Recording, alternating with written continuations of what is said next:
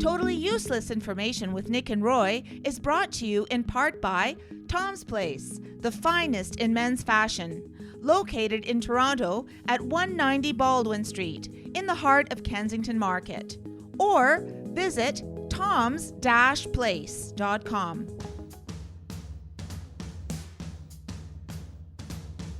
It's everything you never needed to know. This is Totally Useless Information with Nick and Roy. Listen, laugh, and learn. Attention, attention, very ugly women. I'm That's out. all I'm going to say, Nick. That's all I'm going to say. I'm out. Where is it illegal to get drunk in a bar? Hi, I'm Nick. And I'm Roy. And this week we scour the internet to find out these totally useless facts just for you. Plus, we'll answer your question in the mailbag segment. A listener wants to know why we associate a light bulb turning on when we have an idea. Great idea, I think. And in the news, they twerked their way to the jail cell. Totally useless information. It's everything you never needed to know. All rise. Totally Useless Information Court is now in session. This is Totally Useless Law Information with Nick and Roy. Objection. Overruled. Oh, yeah. Welcome to the show. That was a production of Nerd. Nick, Elaine, Roy, and Deb. Yeah. There you go.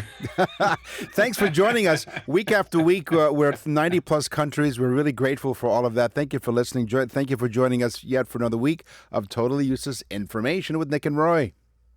Yes, yes. Now, Nick, can I get right to my T's? Get right into it. Because this is an alert. Very ugly women. Again, I don't say this lightly. No, you say or heavily. There is a law on the books. Yeah. In Morrisville, Pennsylvania. Okay. That says, in the town of Morrisville, Yeah. it is illegal for women to wear cosmetics without having a permit. No. Yes. Why? Morrisville, Pennsylvania. No cosmetics. You can be arrested as a woman for wearing cosmetics without a permit. Mm-hmm. And yeah. So again, the male population of Morrisville, Pennsylvania, 0. Now, if you want to wear makeup as a male, that's totally up to you. We won't judge. You know, Nick, I mean, I think makeup is a ruse. Not a rouge. Rouge, I was going to say a rouge. Yeah. A ruse. I think it's a ruse, and simply because I think women are faking men out. What? How?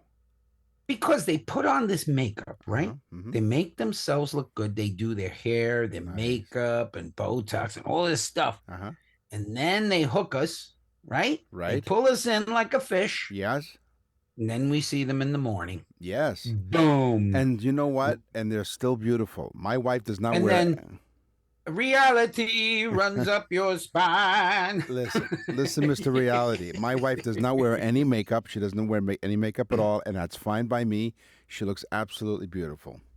That's why you married her, because she's not a faker. That's right. I think my wife, honestly, my wife is beautiful without makeup as well. Oh, yeah. I tell her that all the time. Yeah. She has a beautiful, beautiful face. Yeah. So if you live in France, Yes. we think We think that down the hall, make a left. We think that naming a pig Napoleon is forbidden. Now, What? Except it's not. It is not illegal to name a pig Napoleon in France. And you're asking, like, Nick, why are you bringing this up if it's not illegal? Because people say it. They say it. Yeah. It's a fake It's a fact? It's a persistent urban legend, right? It's never been an urban legend. It's a persistent one, so it never goes This away. is why people need us. Nick. That's right. Exactly. We cut through the BS, so to speak. Well, let me tell you, the rumor The likely. bombshite. Yes. If you can translate that for the rest of the audience, the rumor likely started from the fact that the French edition of George Orwell's Animal Farm changed the name of the pig Napoleon to Caesar in the first French edition. And so from there, He they didn't said, care about the Italians, did he? no, not at all. Not at all. It's total disrespect. I want you It to know is. we're going to do something about it, That's too, right. with this Orwell guy. This guy, Orwell, nothing or other. This guy, he's going to have problems, Nick. In Kalispell, Montana. Yes. Calip with a P. Okay. Kalispell, Montana. Yes. It is illegal for children to buy, get ready, they cannot walk into a store, and I understand why. Okay. But they cannot buy lollipops without a doctor's note. A doctor's note? Why? They need a doctor's note in Kalispell, Montana, to buy lollipops. Now, I would assume this is a very old law, and you went to buy your candy from the drugstore, and so they probably wanted to stop kids from eating lollipops all the time and maybe making a mess. So they came up with this cockamamie law. But now you can buy marijuana in Kalispell, Montana. Yes. Yes. But you can't buy a lollipop. No. Unless, you know, yes, there's not a lot of sucking going on in Kalispell, Montana, you know? No. Or licking for that matter. That's right. Now, it all depends on your preference. Are we doing sex now? Not yet, but apparently we started. It's almost like this is like the foreplay to the sex topic on the show later. It's the law. It's the law. In Michigan, it is illegal to tie a crocodile to a fire hydrant. You never want to do that. No. Now, Roy, you live down in Florida, and we talked years ago on our show about the difference between a crocodile and an alligator. Remind the audience. Difference between a crocodile and an alligator is size. Okay. So regardless of the size, do not tie a crocodile if you're in Michigan. Here's why. Wait, there are no crocodiles in Michigan. Now, so they love to live near water, and fire hydrants are everywhere in the city. However, they're not there for wild animals for them to use as water bottles. So no, you can't, because it might hinder the firemen to put out a fire or something. So do not. Yeah, I would say so. Yeah. I'm not putting that hose on that thing. There's a crocodile tied to it. Listen, by the way, Florida is not. We do not have crocodiles normally here in Florida, but we have found some. Oh. So crocodiles are actually breeding now in Florida, along with Burmese pythons that people had let go. Is a big problem down here. Wow. Okay. So, yeah. You wouldn't want to tie one of those on either. No, not at all. I was at a public pool yesterday, and they had a scare for Burmese python, but it ended up that it wasn't a scare at all, if you know what I mean. Yeah, it was just a croc. It was just a croc. That's what it was. That's what it was. Croc. Yeah, wearing his Crocs. I have finally solved the age-old problem, Nick. Yes. Why did the chicken cross the road? It took you long enough. Why? And this is a problem. Why did the chicken cross the road? Nobody knows the answer. Okay, right? yeah, Except yeah. for, No, wait, no. This should have been my teaser. No. I know why. To get to the other side, right? No. Because in Quitman, Georgia, Yes. It's illegal for a chicken to cross the road. So I know now that the chicken did it to be a wise guy. He broke. He was skirting the law, Nick. Is that why? In Quitman, Georgia, it is illegal for a chicken to cross the road. Now, good luck teaching these chickens the law. Good cluck. Yeah, good cluck with you. Yes. Is that why they call that game chicken when you try to run across the street without getting hit by a car? Maybe you were in Quitman. Yeah, there you go. Quitman, Georgia, another one of those towns where they're probably not wearing makeup. No. The chickens? Hey, Clem, there's a chicken crossing the road. Better call the sheriff. Clem. Okay, here's my teaser, and I know those of you are wondering, what the heck is Nick talking about? Well, I'll let you know when that starts. In Alaska, it is illegal to be drunk in a bar. Okay? So, per state laws, a person who's already drunk may not knowingly enter a bar to drink.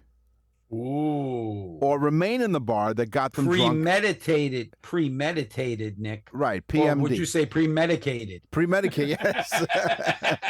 And this is how much they had to drink. They may not knowingly know that they're still in the bar they got drunk in the first place. This is very confusing if you're not knowing something. That's right. Doesn't that mean you're allowed to do it? So unknowingly. Right. So Again, that's not premeditated. then. no, it's not. It's confusing, but you know what? Sadly, police actually are enforcing this. Oh my God! The Yeah. cop walks in. He's like, "Listen, I have no clue." That's right. Okay, yeah. so have a drink, officer, and join the crowd. And he's sitting in the corner. Where's Clem and that chicken when we need him? And he's sitting there and he's like, you know where the bathroom is? You're like, you know what? You're sitting in it right now. There you go. But if he was in the bathroom, does that constitute being in a bar? Well, If the yeah. bar was if the bathroom was in a bar, Right. But so so he have to go through the bar drunk. if he was on a porch outside of the Okay. bar. All right. You know, There's a lot of stipulations here that we need to get to the bottom of, Nick. Okay, This we'll do law it. has more holes in it than Swiss cheese. that's right. But don't go to Alaska drunk. That's the idea. I say you're out of order. The whole damn court is out. I don't Okay. know. I live up here in Toronto, Canada, and apparently, according to some laws, removing a bandage in public is illegal. Whoa. Yeah. Is that true? In Well, some- that makes sense. in You some- wouldn't want to have an infected thing around. right? Exactly. So in And then what do you do with the bandage, Nick, if you take it off? Well, that's just it. You need to find a safe place to dispose of it. So in some Canadian provinces, removing a bandage in public can lead to a fine. This is due to, as you alluded to, like local hygiene regulations that aim to prevent the spread of infection and maintain public cleanliness. Now, it's rarely enforced, but it is generally advised to refrain from removing any bandages in public spaces. Yeah, you wouldn't want to do that. That's why Canadians have a problem finding their mummies. Can't remove the bandages, Nick. Nope, can't do Got any it? bandages. Yep. I wonder. Bump. I wonder if she was wearing makeup. Well, Yeah. Actually, we had that on the show. We did. If you remember, the Egyptians created makeup. I'm going to. I haven't told you this before, but you know, we sometimes we'll present a fact. I know you have one more to go, but we present a fact Do? and then don't you have any more? Or was that my last one? No. Okay, sure. I'm glad someone's keeping I track. went first, didn't I? Yeah, you did. Okay, so we're fine. Oh, you Three. have one more. Get with the program. Whichever program it is. Nick and Roy will continue with totally useless information. We're back with totally useless information with Nick and Roy. Listen, laugh, and learn. Okay, so I haven't told you this yet, Roy, because I thought of this. So sometimes we come up with a fact, and then I'll add to that fact because we find something else different. So like different facets to that fact. So I think in the future we'll create some sort of feature on the show we call it Down the Rabbit Hole. Because you know when you're on YouTube or something, you watch something, next you know you're going down the rabbit hole. And so first we'll define what rabbit hole is, and then we'll come up with some facts. So you start with one, and I'll add to it, and so on until we get down the rabbit hole, I think. You could have waited for sex to talk about the Rabbit hole. Okay. You're listening to Totally Useless Information with Nick and Roy. As we said, we're in over 90 countries. And you know what they're doing? More and more countries are listening to us and also ordering the birthday and anniversary messages. They're going to nickandroy.com, clicking on the Nick and Roy store, and ordering birthday and anniversary messages. And we're not only educating one country at a time. Right. These birthday messages are they're so popular. We're doing them for places in England, Australia. Yep. It's so cool. Go to nickandroy.com, type onto the Nick and Roy store. Just click on it. It's right at the top. And you'll see birthday messages. You can actually hear a sample. Nick and I painstakingly do a personal show. We're going to do 5 of them today. Fun. It's fun. Painstaking. We do a personal show with useless facts about the day that you were born or your anniversary. We make it so fun. It is great. It is the best gift you will ever buy for somebody. And especially, I know people say, oh, that person has everything. Well, they don't have this. You will freak. It's great. And it's inexpensive. You know, last week or the week before, we in one of the mailbag messages, I talked about how one of the birthday recipients sent us an email saying thank you, and she had all kinds of exclamation points. So her husband, who ordered the birthday message, sends me an email saying, hey, by the way, my wife just heard the fact that she thanked you guys. I didn't know that she emailed you guys. So if we're causing any marital problems, we apologize. But no. Yeah, but she's been emailing us since. I That's just right, want that ever gentleman since. to know. He really appreciated that message. And again, this is Bruce out in the West Coast. As you're listening to Totally Useless Information with Nick and Roy. Sports. Ladies play ball.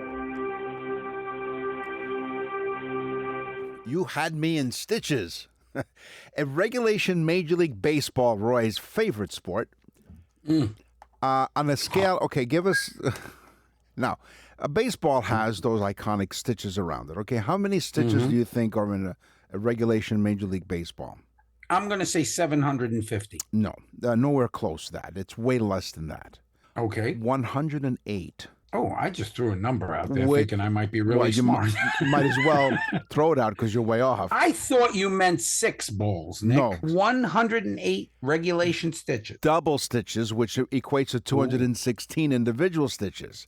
So it's first there's a leather covering, then there's layers of yarn, tightly wound like us. Tightly wound layers of yarn provide resilience and help the ball retain its shape, unlike us, even under intense play. And finally, the stitching pattern, the precise stitching pattern ensures aerodynamic properties.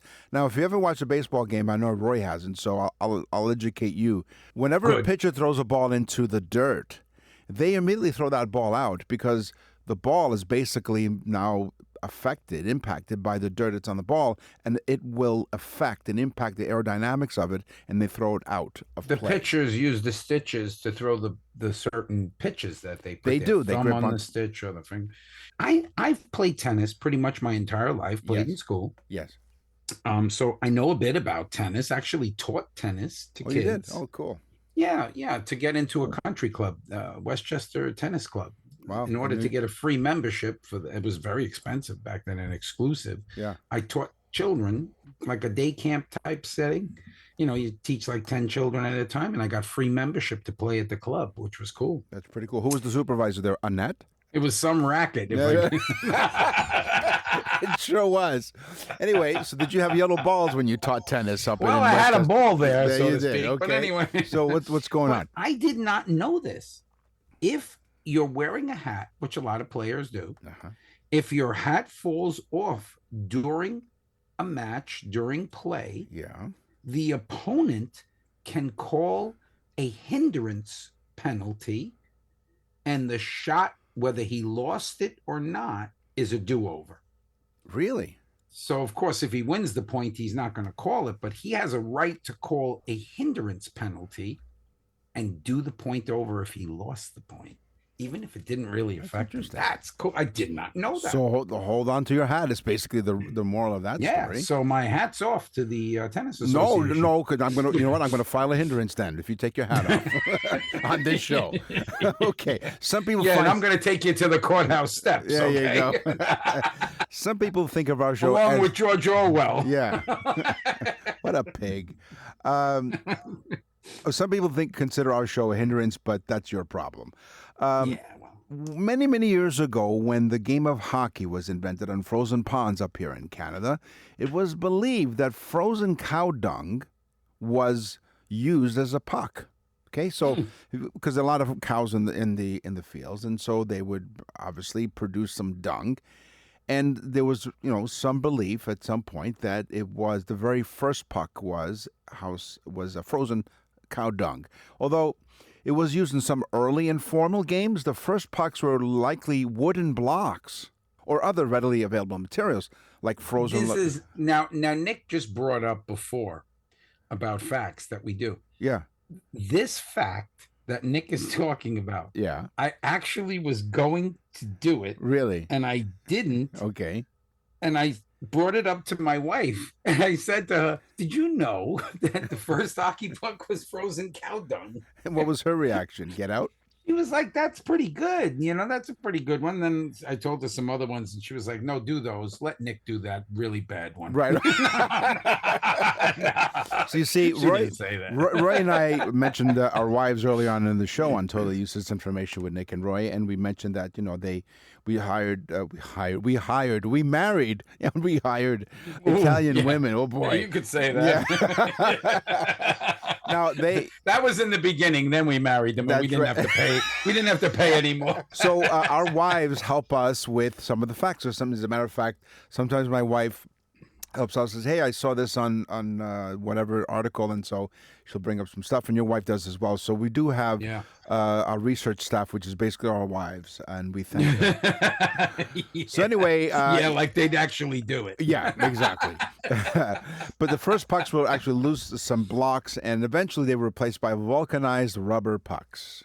Yeah, when I read that, I was like, "That is wild," but Yeah. it makes sense. I mean, Yeah. you're out in the field; it's frozen. You Yeah. know, What else you can do what with the it? hell's the cow doing walking around on a frozen lake? But whatever. Well, he was given ice cream. Stupid cows. No, he was giving out ice cream. Okay, during the 1900 to 1920 Olympic Games, Yeah. during those years, those 20 years, the Yes. Roaring 20s, the tug of war was reintroduced to the Olympics, team tug of war, Okay.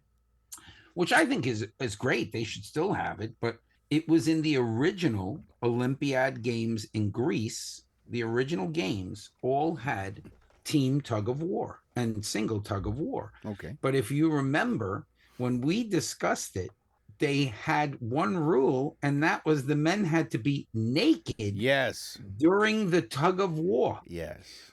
After 1920, they canceled that sport out.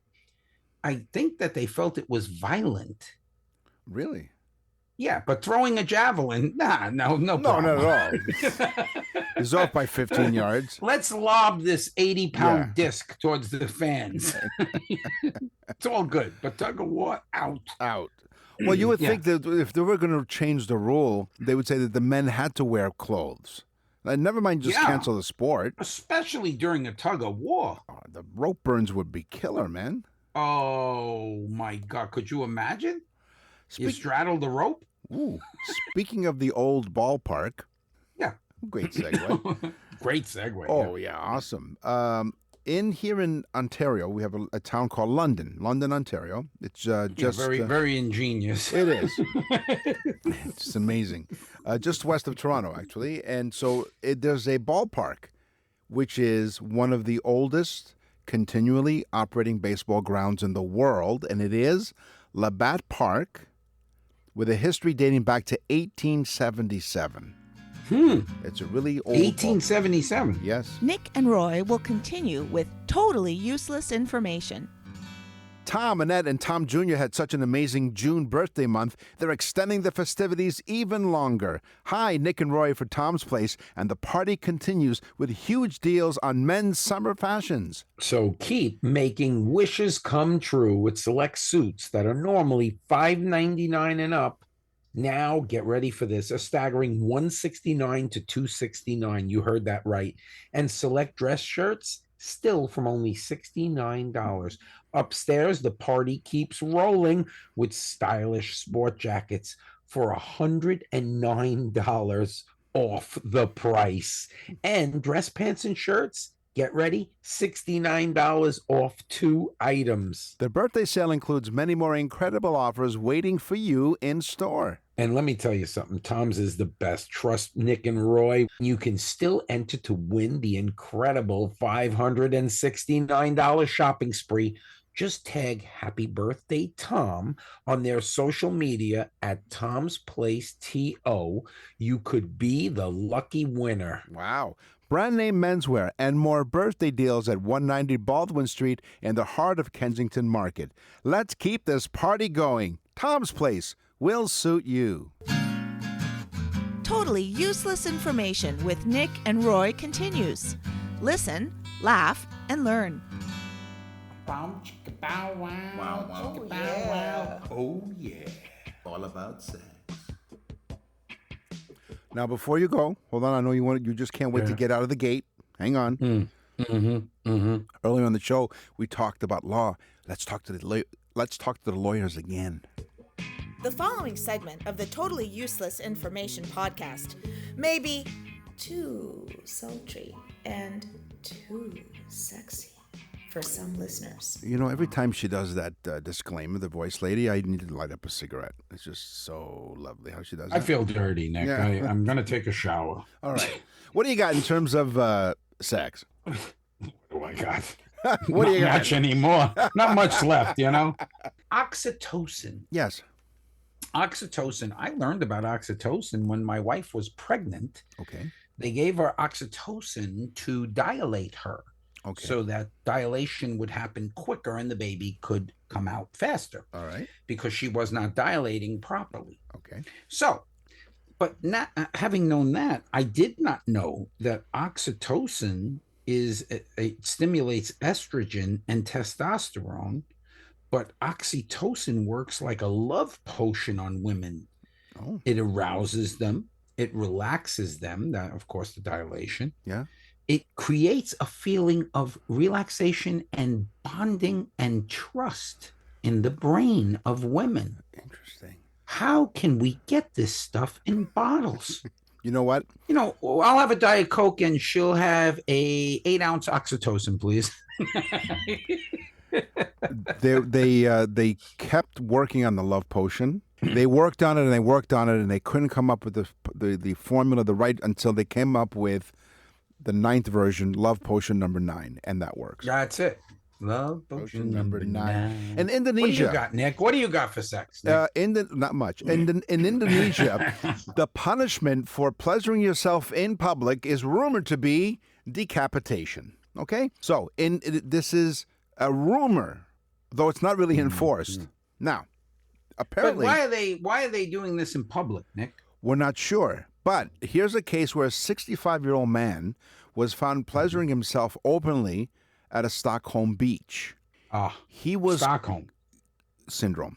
He was cleared. He was cleared of charges. He was cleared. I guess he cleared himself. Yes. He was cleared of all charges, sexual assault charges, after the court ruled that his activities were not directed towards a specific person. In the city of Charlotte, being caught... in the United States? Yes, in Charlotte. Was that North Carolina? Yeah, Okay. Charlotte, yeah. Being caught pleasuring yourself in public is a Class 3 misdemeanor. So luckily, a local attorney is on hand with advice that includes asking the right questions. Yeah, well, that's what you say to the cop when you're pleasuring yourself. Hey, don't arrest me. What are you, Mr. Mina? Yeah. Don't be such a Mr. Be Mr. Mina. Nicer and don't arrest me. Right. So again, luckily, a local attorney is on hand with advice. Yeah. Now get ready, Nick. Okay. This is the oxytocin again. There you go. Sex is a pain reliever for women. Oh, okay. Now, we don't mean pain in the Netherlands. Right. Or just So to outside. speak. Yeah, speaking of Stockholm, yes. Yeah, okay. Is that where it is? Okay, so anyway. The nether regions. Yeah, come to the nether regions. Vacation in the nether exactly. regions. Come to the nether regions. We mean really come to the nether region. Free oxytocin for every participant. Now think about this. It Yeah. works on the brain of the female, the hypothalamus of the brain. Right. And if let's say they have severe headaches or they injured themselves in some way, Okay. the increase of oxytocin puts a hold on the pain receptors in their hypothalamus. So sex can be a pain reliever for women. And this is, I would ask girls out, and they'd Right. say, why are you being such a pain? And I'd say, because I'm here to help you. That's right. So now this is somewhat of a segue. So it's interesting you said that. So a picture is worth 1,000 words of love. A psychological science study first showed that there's an effect where a picture helps people with pain. So a psychologist and her colleagues studied 25 men and women. They were in relationships for more than 6 months. The researchers subjected the women to different degrees of thermal stimulation, a sharp, prickling sensation, as they either held their boyfriend's hand while he sat behind a curtain, held the hand of a male stranger behind the curtain, viewed a photograph of her boyfriend, or viewed a photograph of a male stranger. Holding their partner's hand or viewing his photo decreased the woman's pain significantly more than touching or viewing a stranger. So the photo was just as effective as a physical contact, therefore causing less pain. It seems that men Yeah. are not sex fiends. No. This is a study done in the Netherlands. Just out of Stockholm. The Netherlands, just in Stockholm. This is a Stockholm study. Yes. This study said that what men really want is, get ready, a genuine connection, a feeling of deep love, and loyalty. Okay. So this study says that men want these three things most. And again, genuine connection, deep love, and loyalty. Okay. Okay. Now, what married guys did this study? Okay, because if you did a study on like 18 to 30-year-old men, Right, and asked the men what they really want, yeah, exactly. and they were actually able to tell us Right, with yeah. anonymity what Yeah. they really want, Yep. I think that genuine connection, deep love, and loyalty would go Yeah. right out the window.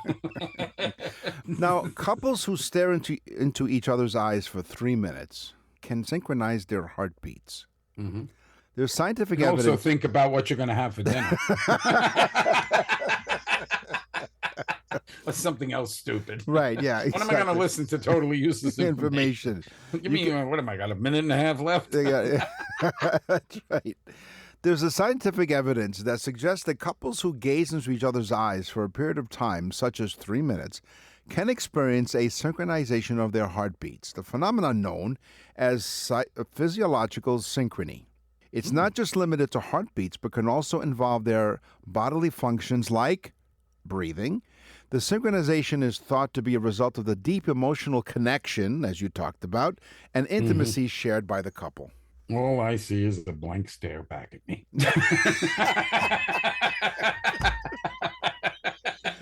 Isn't that romantical? No, she's probably mad at me about something. Right? It's like a deer in the headlights. You- If I did that, if I stared at my wife, she'd be like, "What's wrong? Why are you looking at me like that? Or, what did you do? What did you do? What did you do, and why aren't you just increasing my oxytocin? I got a headache." Staring at you. How about this? Staring at you for 3 minutes gives me a headache. Let's not share this particular episode with our wives because we do love our bed Exactly. very much. It's very comfortable. Yeah. It is nice, I'll tell you. I love my bed. When was the last time you were in it? That's the question. Right. Sex addiction, Nick, something I know a lot about. Yes. Yes. He put. It wears off after 25. Well, sex addiction is an excessive compulsive disorder. Okay. Okay, so it's part of excessive compulsive disorder, which I know people that have that, where they have to touch something certain amount of times. You know, they'll touch the faucet 6 times when Yeah. they shut it off. And Yeah. touch the doorknob 4 times. You know, they have these disorders. It's excessive compulsive, but sex addiction is classified as a sexual excessive compulsive disorder, Oh. and which now they're finding out can be genetic. Oh, that's interesting. So when my mom said your dad was always whoring around, now I know why. Why? No. Explains a lot. Wow. Yeah, they're both gone, so they can't testify. No, they can't. And, I knew a friend once who was obsessive compulsive, and I said, listen, I want you to go find out what that means because I think you have a problem. And he says, I did. I went to the library. I read every single book until I found the answer. And he did. No, but they also say that it could also be brought about by trauma or abuse. Oh, okay. So you can become sexually addicted due to trauma or abuse. Nick and Roy will continue with totally useless information.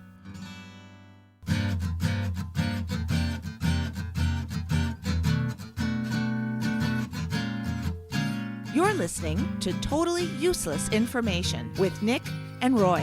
Listen, laugh, and learn. What's in the mailbag? What's in the mail?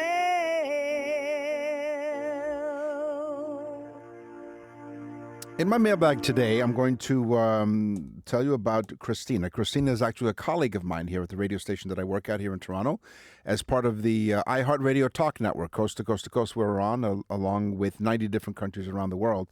And so she asked me, we're talking about something, she says, I never understood why when someone had an idea, they would say a light bulb will go off and over your head kind of thing. And she said, well, why do we associate a light bulb turning on when we have an idea? Of course, I looked at her, blank stare in her face. And go, what are you talking about? And then, then the light bulb went off, and I go, okay, what a great idea. Now, can I try to answer it? Sure, go ahead. Just with common sense. Okay. Was it that the light bulb was such an ingenious idea that they thought that would be the thing that the light went on? Yeah, but here's this. Here's my question to you then. Okay, because I mean that's what I would think. Okay. So just throwing it out there. What if someone had a good idea before the light bulb was invented? What did they do? Light a candle? Or maybe a candle over their head? Or maybe... what happened before the light bulb? Exactly. Now you got my attention. Okay. See, this has my attention. All right, now how about this? Here's the part of the rabbit hole thing I was talking about. Okay, so how about this? So before candles were even discovered, the cavemen used to rub two sticks together over their heads, and they said, I have an idea. Let's invent candles, and then lit the candle, and then then the light bulb went off. You see? See it all? Somehow I don't believe you. I know you were there, but I don't believe That's you. history according to Nick. The association of a light bulb turning on. There's a bunch of dumb people walking around that took Nick's class. You know what? A lot of dim bulbs, really. Anyway, the association of a light bulb turning on when having an idea stems from... Oh, my God, Nick, the people that graduated from Nick's class have night lights over their head. They glow in the dark. The idea stems from the symbolic link between light and understanding. A light bulb by its nature illuminates a space, dispelling darkness and revealing what was previously hidden. The visual metaphor easily translates to the way we experience ideas. When a good idea strikes, it provides clarity and insight, very much like this program, much like a light turning on in a dark room, making a previously unclear or confusing situation understandable. See how using a lot of big words makes it sound smart? Okay, then how about this? Then I'll state it simply then. State it simply. It's because the electric circuit required to light a bulb is analogous to the circuit in one's brain required to create an idea. Okay, my mailbag is from Marlin of Portsmouth, New Hampshire. Have you ever been to Portsmouth? No, I've heard it's really nice up there. All right, Marlin from Portsmouth, New Hampshire says, my favorite gift of all times is when my daughter purchased a birthday message for me. Nice. But Marlin said, how do you guys put this much time and effort into doing these? And the truth, we do it because we like to, and we do it because we want to do something special and not just nonsense like Nick and I going, happy birthday, Marlon. Hope you have a good one. That's nonsense. Yeah. This is a real show that we put together. But anyway, Marlon says, I will remember this gift for the rest of my life. Oh. He said, it is the greatest gift I've ever received. I thanked my daughter 1,000 times. I sent it to all of my friends, and they think it's fantastic. What was his name again? Marlon? Marlon. Yeah. Marlon. That guy sounds fishy to me. On the show today, we talked about law, we talked about sex, we talked about sports. It's time for the news. And now, from around the corner and around the world, this is TUI News. Police in Northeast Ohio turned to facial recognition technology to track down some dirty dancers. You think that they would have used rectal recognition? Recognition. Well, listen. That's tough to say, rectal recognition. It is. Well, thankfully, it's not. But video captured back in June by a dashboard cam in Richmond Heights, Ohio. Police cruiser webcam showed, dashboard cam showed multiple women twerking on the cop car. Police said one of the women climbed on top of the push bumper. And I don't know if you always like it when they climb on top, you know? No, when they say push bumper, I'm not sure if he's referring to the car. Yeah, the old push bumper. Yeah, she's climbed on top of the old push bumper. So I don't know if he's talking about the car. This is getting good. God, I wish I had a video camera. So I don't know if he's referring to the car or her. Oh, yeah. It's the car. It's a push bumper. You push cars that are disabled out of the way. And that's why they call it a push bumper. Okay. She climbed up the push bumper. Yeah. Another climbed. Onto the hood of the car. And the other one climbed up and began dancing on the hood. Oh. In the hood. Police. In the hood. That's right. Police said the dancing caused some damage to the cruiser. You would imagine. This is a small dent, according to the police officer. There is a small dent and a little Actually, crease. it was two dents. Right. No. One cheek and the other cheek. You know, they were very. Well, turn the other cheek to the officer. They were very dense, if you know what I mean. There was a significant scratch on the hood as well. Probably. By the officer's keys yeah. as he slid underneath Right. the girls. So, with the help of the Northeast Ohio Regional Fusion Center, police identified the women using facial recognition software called Clearview AI. In case you're wondering. You know, I hate to make it serious, but every time you go to the airport and they do that facial recognition thing, that Yeah. goes into their database. Yeah, So you that's know. how they found these girls Probably. who were twerking. Yeah, they so were. next time you go to the airport, just twerk. They'll focus on something else. you know? That's right. Wait a minute. then they will need rectal recognition. Yeah, exactly. So these girls got caught by facial recognition for twerking on the cop car. Because their faces were captured on the dash cam of the cruiser. Police say that the software that they use also searches social media accounts and other databases to confirm identity. So this is quite a sophisticated These artificial girls, intelligence. I would think these girls had twerked before, Nick. These are serial twerkers. Yes, they have twerking experience, I think. They probably do it in the morning as well when they're having cereal. They're cereal twerkers. They are. Yes. Ohio police have identified 2 of the 3 women and have issued arrest warrants. So they're hoping to catch. So they only got 2 of the 3. 2 out of 3 ain't bad. As So the song other said. the other twerkers didn't give the other twerk up. No, they haven't. No, I guess not. But I guess maybe once they get into It's custody. like a sisterhood when you twerk together. You know. Yeah. You don't give up your twerking sister. So they were twerking on the hood, in the hood. So it was 3 twerkers. 3 twerkers. So there was a lot of dents on this hood. There were. Hey, let's punch our ticket. That's all the time we have for this episode of Totally Useless Information with Nick and Roy. We will scour the internet far and wide to bring you totally useless information just for you. Yeah, and until then, go to our website and get our newsletter where we have instructions on how to mount a push bumper properly. Tell the people what else to do. I'm telling you, tell a friend, because it's because of you that we're in all of these countries around the world and millions of people listening to this show. We are so proud of doing it for you, and you make us happy every time we look into it every week of where people are listening, and we are shocked and thankful for it. So really, thank you. I'm Nick. And I'm Roy. Thanks for listening. Totally Useless Information with Nick and Roy is recorded and produced in Canada. For more totally useless information, visit nickandroy.com. That's nickandroy.com. Totally Useless Information with Nick and Roy has been brought to you in part by Tom's Place, the finest in men's fashion. Located in Toronto at 190 Baldwin Street in the heart of Kensington Market. Or visit toms-place.com.